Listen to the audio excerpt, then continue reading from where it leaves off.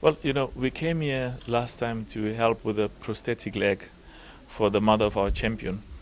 And we were touched to see that this area has produced, Mdantsane in the Eastern Cape has produced 7 former world champions. In fact, the correct number is 20. We thought it was 7 at the time. But the most important thing is, in partnership with the former boxing champions and present boxing champions, as well as with boxing promoters, we went to identify boxing equipment to help develop boxing in the area and in the province. Boxing is a sport that's very passionate amongst our people. We grew up watching boxing, and it was a very special moment.